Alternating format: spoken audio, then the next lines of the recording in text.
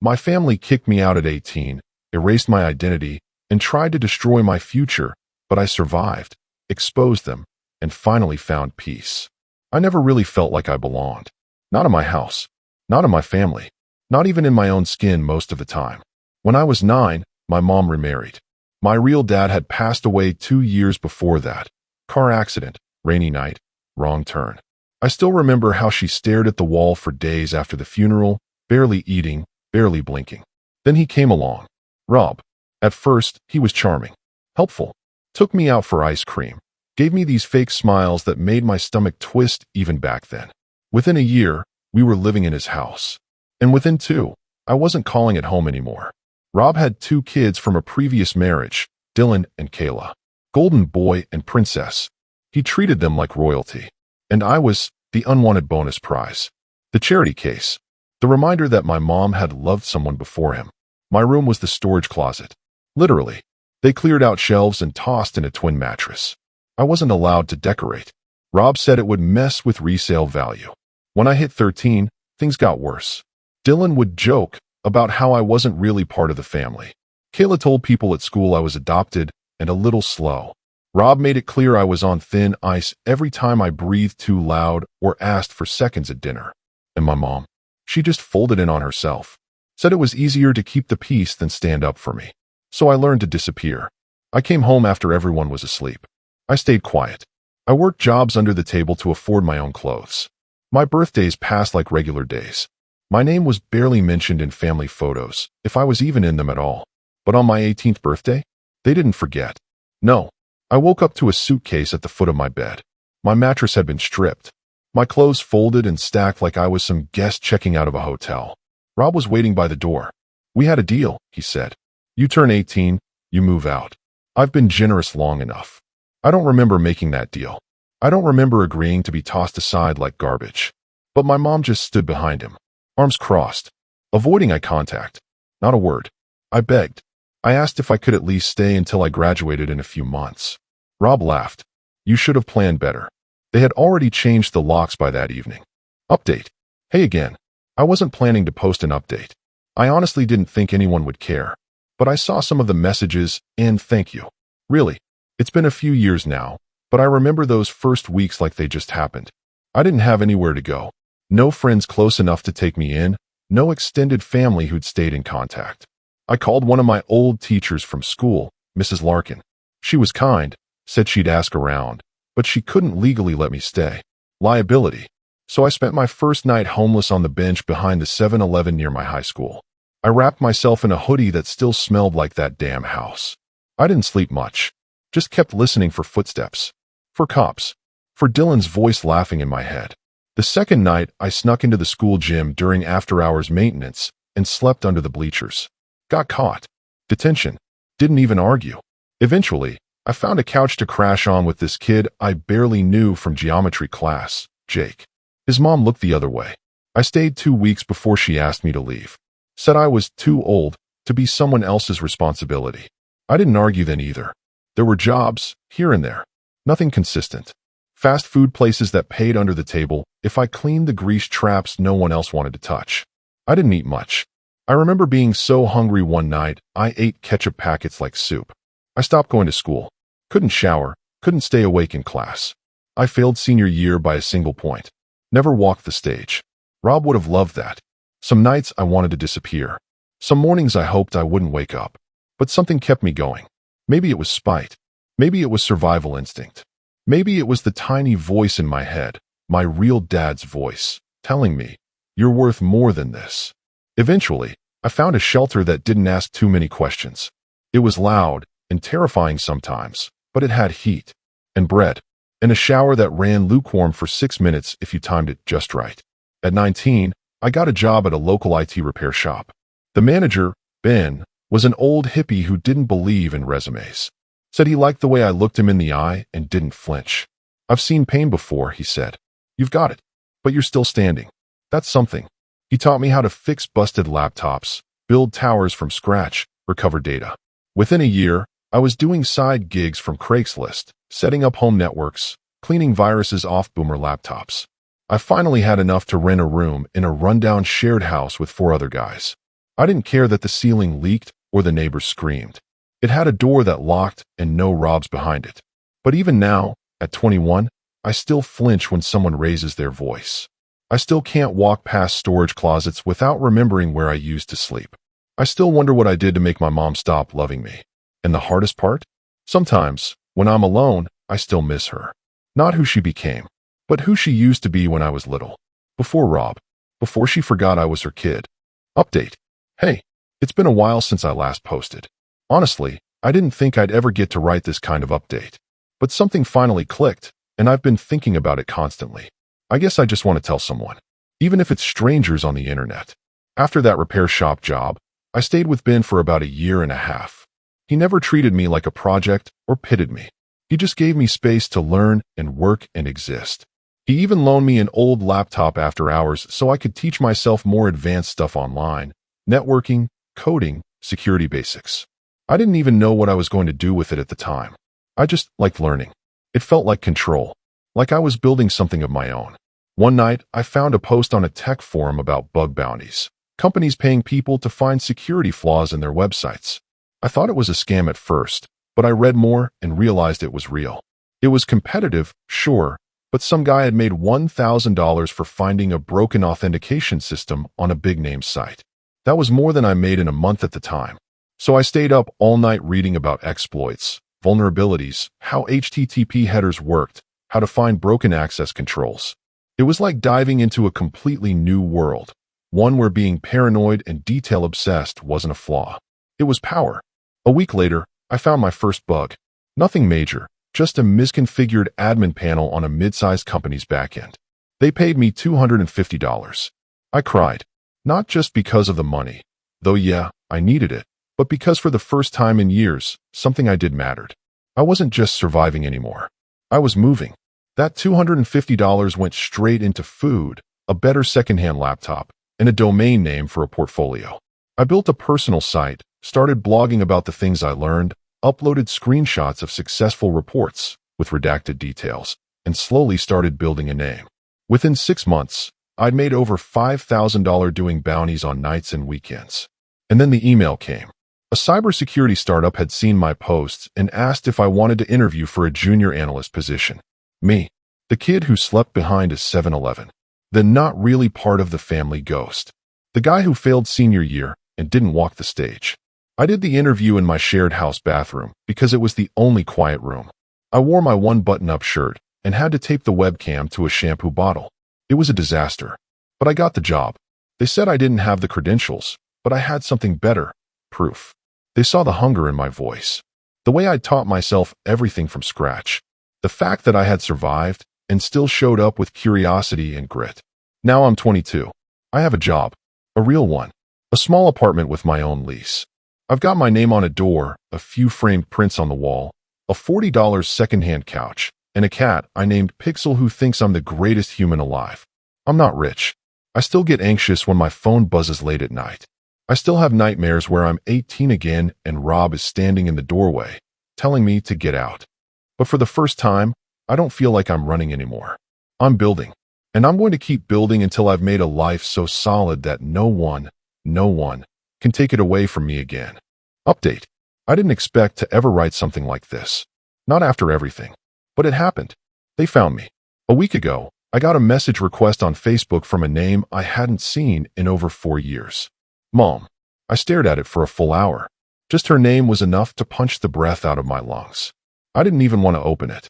I half convinced myself it was fake, some scam account, or someone messing with me. But curiosity won. The message said, "Hi. I saw your website through Kayla. I didn't know you were doing so well. We should talk. It's been long enough, don't you think?" That was it. No apology. No mention of what she did. Just we should talk. Like she forgot she stood behind Rob that morning while I was thrown out with a suitcase. I didn't reply, but it didn't end there.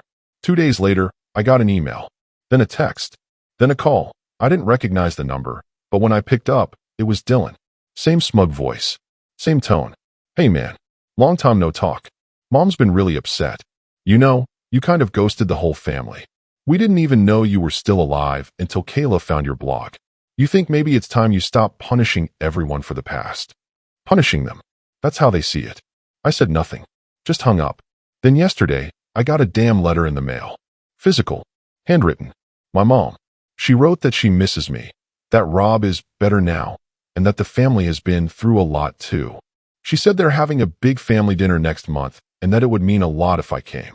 That I could finally have a proper seat at the table. I laughed. Out loud. Because the last seat I had was a mattress on the floor of a storage closet. What really broke me, though, was the last paragraph. We're family. No matter what happened in the past, blood is blood. And now that you're doing well, maybe we can all help each other. You could help Dylan. He's having a rough time finding work. He looks up to you, even if he doesn't say it. That was it. That's why they reached out. Not because they missed me. Not because they're sorry. Because they want something. I'm not angry. I'm just done. I worked for everything I have. I pulled myself out of hell with my own hands while they watched and did nothing. And now that I'm standing, now they want to ride my shoulders? No, I'm not 18 anymore. I'm not the quiet kid begging for warmth and safety. I've changed. I sent my mom one message back. You made your choice. I made mine. I don't owe you anything. She hasn't replied, but I don't need her to. Update. I don't even know how to start this. I feel like I'm shaking as I type. I was doing okay. I really was. But they couldn't just leave it alone. After I sent that message to my mom, the one where I told her I didn't owe them anything, I thought that was it. A clean break. Closure, maybe. I didn't expect to thank you, but I begged the universe for silence. Instead, I got a knock at my apartment door. It was Sunday morning. I was still in sweats, feeding Pixel, coffee barely poured, when someone knocked. I thought maybe it was a package delivery. It wasn't. It was Rob and my mom, standing right outside my damn door like they'd just dropped by on a casual family visit. I froze. I didn't open it at first. Just stared through the peephole like my brain short-circuited. Rob looked older, a little grayer, but the same eyes, the same presence, like the air went colder just by him being near. My mom looked like she had rehearsed this in the mirror, all soft eyes and concerned mother expression. Then he knocked again, harder, 3 times. I opened it. I shouldn't have. I know that now. But something in me, some old, rusted reflex that still wanted a mother, even after everything, made me crack that door open. The second it was unlocked, Rob pushed it wide and walked in. No invitation. No hesitation. I told him to leave. I told both of them. He just looked around, sneered, and said, "Nice place. Big upgrade from that piss-stained mattress, huh?" I felt like I was 18 again, about to throw up from rage and fear. My mom followed behind him like this was normal, like she belonged here. She tried to touch my arm and said, "I just want to talk. Please. We made mistakes, but you've been so distant. You don't have to punish us anymore." Again with the punishing. Like my existence is an act of cruelty toward them. I told them to leave, or I was calling the cops. Rob laughed. Laughed. He said, "What are you going to do, tech boy? Call your little lawyer friends? We're just trying to make peace here. Family to family." That's when it got worse. Dylan showed up. Yeah, my golden stepbrother. He came up the stairs like he knew the plan, holding a 6-pack of cheap beer, like this was some damn reunion barbecue. I don't know if they thought this was an intervention or an ambush, but it felt like both. They cornered me in my own home, started talking over each other, about how Dylan lost his job, how Rob was trying to get disability, how the house was falling apart, how they were so proud of what I'd made for myself. My mom, my mother, then asked me, with actual tears in her eyes, "Can't you just help your family for once? Just a little money? Just to get things back on track?" And for a split second, I almost broke. The kid inside me wanted to cave, to help, to fix things. But then Dylan said something that snapped it all into focus. He muttered, "Must be nice to get rich and pretend none of us exist." That was it. I snapped. I told them everything I'd been holding in. About the nights I cried in shelters, the hunger, the cold, the betrayal. I told Rob he was a failure of a man. I told Dylan he was a leech. I told my mom she abandoned her own son for a cheap lie dressed in beer and cruelty. And then I screamed, full voice, lungs burning, for them to get the F***CK out. Rob stepped toward me. For a moment, I thought he'd hit me again, like he used to. But I didn't flinch this time. I looked him in the eye and dared him to try it. He didn't. He just spat on my floor. They left, slamming the door. My neighbors definitely heard everything. I don't care. I locked the door, fell to my knees, and cried like a child. They haven't come back since. But I feel sick every time a car pulls up outside. I changed the locks. I ordered a security camera. I filed a police report, just in case. I even told my boss, who was surprisingly kind and offered me a few mental health days. I thought I'd made it out of hell. Turns out, hell has a spare key. Update. After the ambush at my apartment, I didn't sleep for 2 days. Every creak of the hallway made me jump. Every notification on my phone made my stomach drop. I started locking my bedroom door at night. I didn't even realize I was doing it until I woke up mid-panic, gripping a pocket knife I kept by my bed. I hated who I was becoming, but I wasn't going to let them win. So I did what I've always done best. I dove into the fire. Not literally, but close. I started taking every cybersecurity freelance job I could find.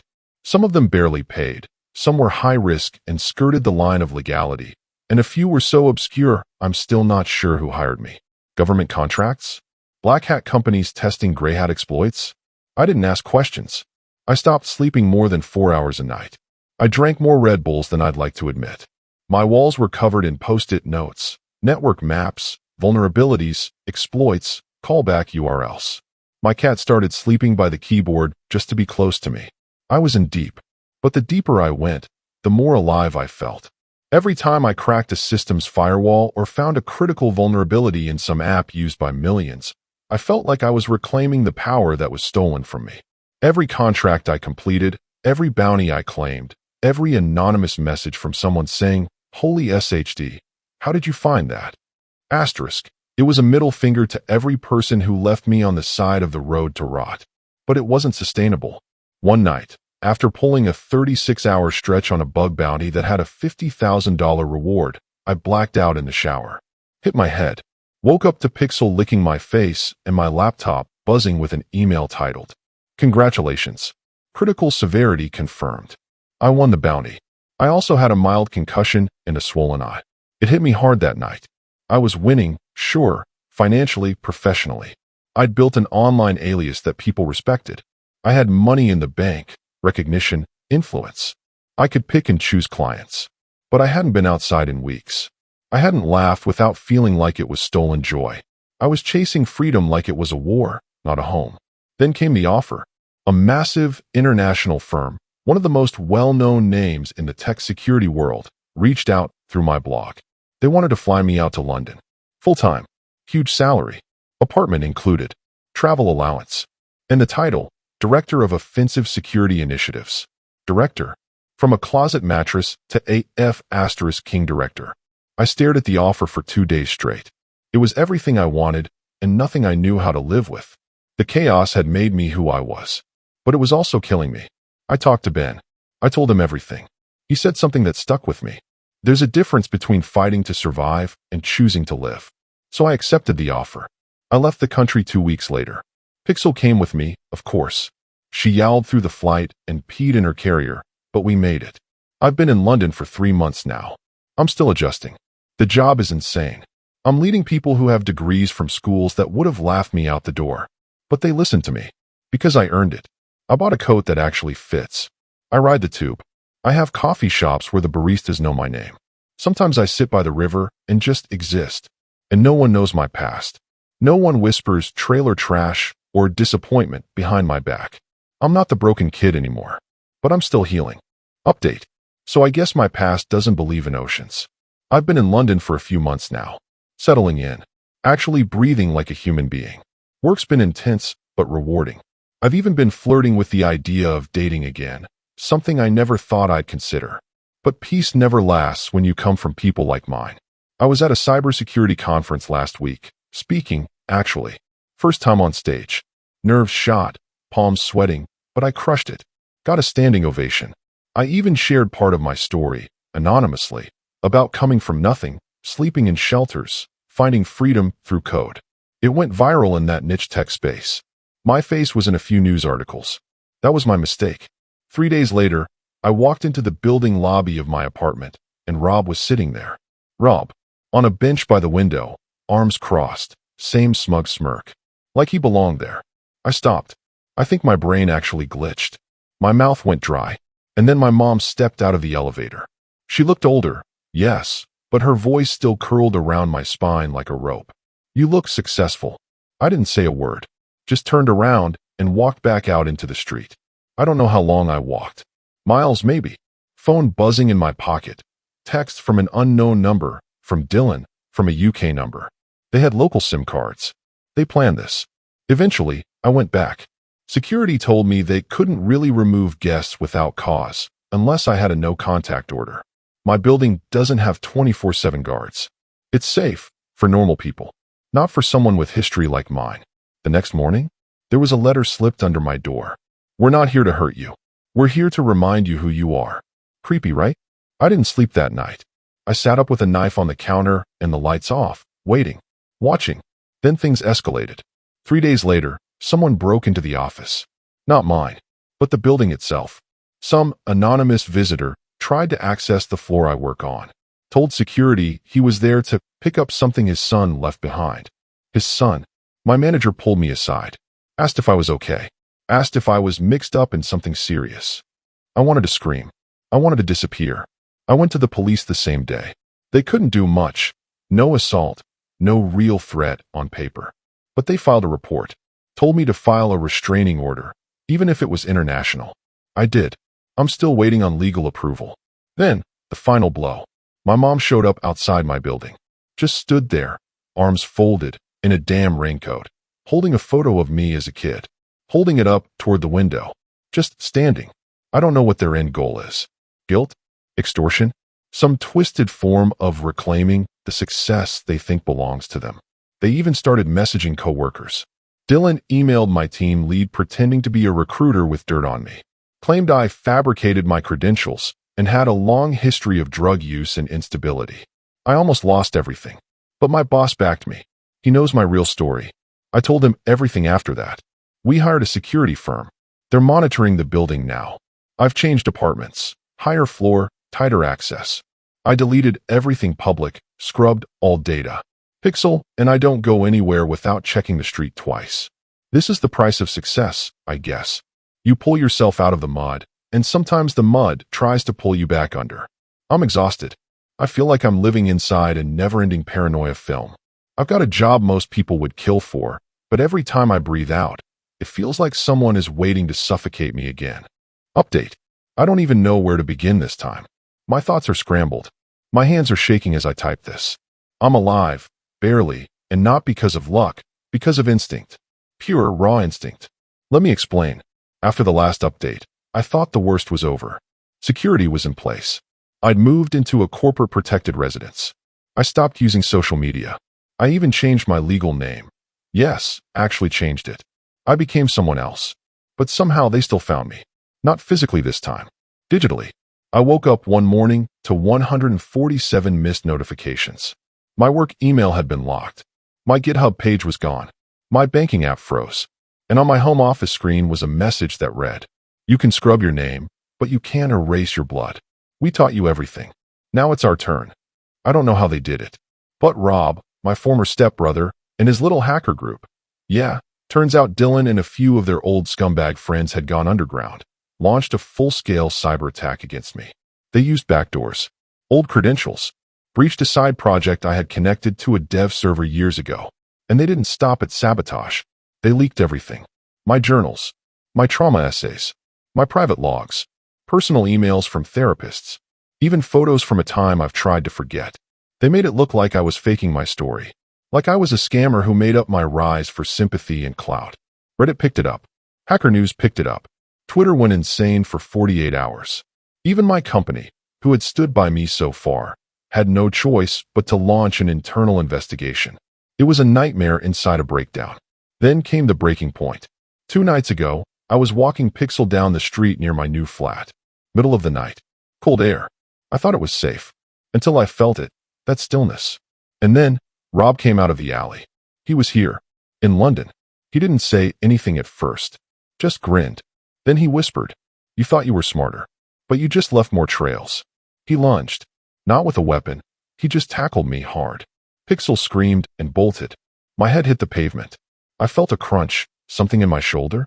I couldn't move my right arm. But adrenaline is a hell of a thing. I bit him. Yes, I bit his F*** king arm and screamed so loud it echoed across the street. People came. Lights turned on. Doors opened. He ran. I was taken to the hospital. Torn ligaments, minor concussion. Pixel was found 2 blocks away, crying under a bench. And then, the final move. While I was in recovery, someone tried to access the corporate servers from my laptop, the one locked in my apartment, with 2-factor enabled. They failed, but it triggered everything. I was escorted from my room by corporate security and an actual F*King digital crime task force. They brought in lawyers, analysts, forensics. Turns out, Rob and his crew were planting malware inside my backups, hoping to launch a logic bomb from within. It would have tanked my entire company's 0-day security research, and they would have pinned it on me. But it didn't work. Why? Because I kept an isolated offline machine for paranoid reasons. The logs proved I was innocent. The access times, the IPs, even the data fingerprinting, all pointed to someone using a cloned device. Rob had created a clone of my system and tried to bury me with it. He's now on the run. A Europe-wide warrant is out for his arrest. Interpol is involved. The entire hacker ring is being investigated under international cybercrime laws. It's massive, but I'm left hollow. My reputation is still on life support. My job? Temporarily suspended pending the investigation's conclusion. The internet thinks I'm either a victim or the greatest liar in the cybersecurity world. I'm trending on the dark web forums as a fallen prodigy. I can't sleep. My PTSD has skyrocketed. I'm back on medication. My therapist says I need to take time off, but time feels like an enemy now. They almost ended me. Almost. Because if there's one thing I learned from crawling through the dirt my family buried me in, it's this. I don't go down. Not until I drag the truth into the light. Update. If you followed my story, you know chaos has been my shadow. But this time, this chaos is different. It's not violent. It's not loud. It's precise. It's surgical. And it's finally happening to them. After Rob's failed digital attack and Interpol's involvement, the authorities started digging. Not just into him, but his circle, his history, his old aliases, his records back in the US, and then deeper into my entire family. I didn't ask them to. But apparently, when you try to frame someone for international cyber terrorism, it opens a lot of doors. And guess what started to leak? At first, it was just Rob. Turns out, he wasn't just a hacker with a grudge. He was running a network of crypto scams under false identities, using stolen documents. Several of them belonged to my mother. She'd signed off on them, not as a victim, as a willing accomplice. She'd helped him fake IDs, passports, digital bank accounts. She was in deep, not just as a passive enabler. She was laundering the money. Through shell charities. Through a domestic wellness organization she'd claimed helped at-risk youth. It was all fake. The worst part? Some of the names they used on the fake IDs were mine. My name. My birth date. My face. They built this empire off my stolen identity, while simultaneously trying to destroy my reputation. But then it spiraled further. Dylan, my other stepbrother, he had a sealed record back in the States. It's unsealed now. Turns out he was convicted as a teenager for luring vulnerable minors into therapeutic correction groups, aka front cults, under the direction of his church. He got community service. The whole thing was buried by a family friend lawyer. That lawyer? Now under investigation, tied to some of the same money laundering foundations Rob used. Suddenly, people were paying attention. Journalists, too. The real bomb dropped when a journalist from a major tech outlet reached out to me.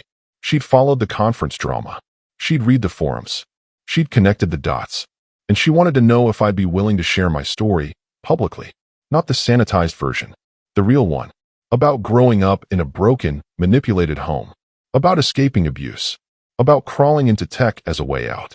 About being hunted by the very people who raised me. I hesitated. But then I said yes. The article dropped last week. And everything changed. My mother? Resigned from her fake foundation. Her accounts are frozen. Rob? Still on the run. But now officially on Interpol's red list. Dylan? Quiet. Deleted everything. Last I heard, he's under digital surveillance. And me? The truth is, I cried. Not in a victorious way. I cried because the curtain finally lifted. Because the world finally saw them the way I always had. The article exploded. It was shared across tech spaces, survivor communities, even news platforms. Strangers started messaging me, not hate, but support. Other people from similar homes. Others who'd been framed, gaslit, broken. I wasn't alone anymore. The company that had suspended me, they reinstated me. Full apology, back pay, with a quiet offer to lead a new internal ethics task force. They said, "You know more about surviving darkness than any security protocol we've ever seen."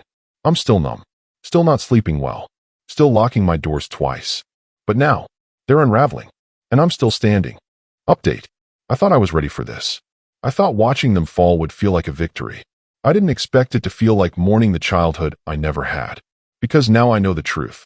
And it's darker than anything I ever guessed. Let's start with the arrests. It happened quickly, then all at once. Interpol located Rob first. In Lisbon, he was holed up in a safe house rented under a false Ukrainian identity. The moment he stepped outside to meet a courier, they got him. No drama, no fight, just a stunned expression, like he genuinely didn't believe it could happen to him. Within 72 hours, Dylan was picked up in Austin. He'd been trying to erase old hard drives and burn paper documents. The FBI was already watching him. They found everything, down to a literal map of burner phone locations tied to their shell accounts. And my mother? She was already in the spotlight from the journalist expose. But now, she's facing 5 separate federal charges, ranging from wire fraud to aiding in identity theft, conspiracy, and child endangerment. That last one, yeah, that's the part I'm still processing. Because here's what the investigators uncovered. My childhood wasn't just filled with emotional abuse and manipulation. It turns out there were recordings, journals, surveillance. They'd been documenting me since I was 12. My behaviors, my breakdowns, my outbursts, my sleepwalking, my trauma reactions. Why? Because they were selling the data to experimental psychology labs, unethical research orgs. One of them had ties to an international group studying unconventional emotional development. I was a case file, a subject, labeled only as Patient J19. I was never a child to them. I was a project. Rob and my mother were paid for this. Thousands, maybe more. And when I began to slip away from their control, when I started showing signs of independence, that's when the real sabotage began. Dylan admitted under questioning that he and Rob tried to break my sense of autonomy by falsifying job rejection emails when I was applying for college internships. They even posed as HR reps to turn me down. All of it was to keep me from leaving. And I believed it. For years, I thought I wasn't good enough, that I just didn't measure up, when in reality, they were sabotaging me at every step. During court proceedings, prosecutors laid it out in full. Over 34 fake digital identities used by Rob and Dylan. At least 6 minors recruited under false pretenses into the Wellness Foundation, run by my mother. $480,000 laundered through donations and retreat fees. Dozens of fake rejection emails and messages traced back to IP addresses tied to Dylan and Rob. My stolen identity used in 3 separate cryptocurrency scams. And most horrifying of all, there was a video, taken when I was 14. Me, in one of my worst panic attacks. Sobbing, pacing in the basement, talking to myself. I didn't even know I was being watched. And they'd uploaded it. Labeled it, Case Study, Juvenile Dissociation Under Duress. I never consented. Never knew. The courtroom was silent when it was shown. My lawyer didn't want to show it, but I told them to. People needed to see what they did. The jury cried. The judge had to pause for 10 minutes. All 3 of them were convicted. Rob, 35 years with no possibility of parole for cybercrimes, fraud, identity theft, and conspiracy. Dylan, 20 years for his role in recruitment, digital sabotage, and endangerment. My mother, 28 years, and a lifetime ban from managing or founding any charitable or therapeutic organization. The sentence hearing was surreal. They didn't cry. They didn't speak. But when they were led away, Rob looked at me and smiled, like it was all a game, like he still didn't believe it was real. But I did. For the first time, I felt free. I've moved again, this time not in fear, but to start over. Truly, legally, emotionally. I have friends now, real ones. People who read my story and reached out not to mock, but to say, I've been there. You're not alone. I still have nightmares. I still double-check every lock. But now, I'm not afraid of shadows anymore. Because I know the monsters' names. And the world does too. Final update. It's been almost 2 years since the trial ended. Since my mother, Rob, and Dylan were sentenced. Since their web of lies and abuse collapsed under the weight of the truth. For a long time after that, I didn't know how to live in the quiet. When your whole life is noise, manipulation, gaslighting, running, hiding, silence doesn't feel comforting. It feels dangerous. But slowly, I've started learning that silence can also mean safety. That calm isn't a trick. That love doesn't have to come with a price tag or a string attached. After the trial, I went off the grid for a while. Not because I was afraid, but because I needed space. To breathe. To remember who I was before they tried to erase me. I moved to a small coastal town.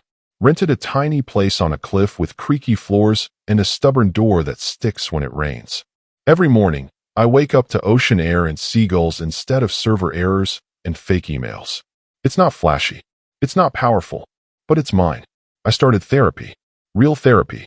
With someone who didn't ask me to prove my trauma or make excuses for the people who caused it. It was hard at first. I'd been programmed to minimize, to rationalize, to believe maybe I deserved it. But week by week, I began to unravel that wiring. And underneath it was someone kind, someone capable, someone worthy of the future they tried to deny me. I began writing again. Not code, stories, essays, memories. Eventually, I started publishing under a pseudonym, then under my real name. And something amazing happened. People read them. People related. People cried. Strangers reached out to say they'd lived through something similar, that they felt seen, that they thought they were alone, until they found my words. I never set out to become a writer, but somehow, telling my truth gave other people permission to speak theirs. And that gave everything I endured meaning. Not justification, but transformation. I also found community, real, healthy, unconditional support.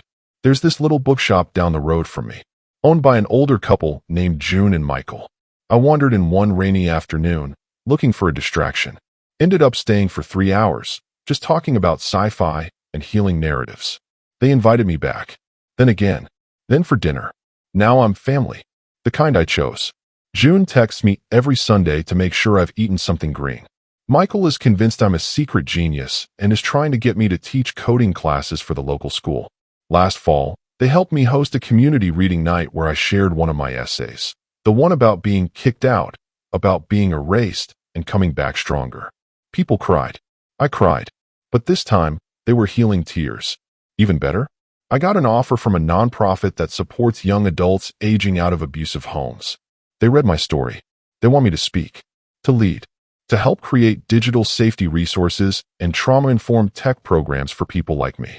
And I said yes, because maybe this is what all of it was for, not just to survive, but to become something more than what they tried to break. I still get the occasional flashback, still flinch when I hear certain voices on TV, still have scars that won't fade. But now, I also have a bed that's mine, a fridge with sticky notes that say drink water, friends who check in just because, a future I look forward to. The world didn't change overnight, but I did. And if you're reading this, if you're where I was, scared, doubting yourself, wondering if you'll ever be whole again, please hear me. You will. It takes time. It takes pain. But peace is out there. And it's quieter, softer, stronger than you ever imagined. I'm not their victim anymore. I'm my own person. Finally. And I've never been more proud.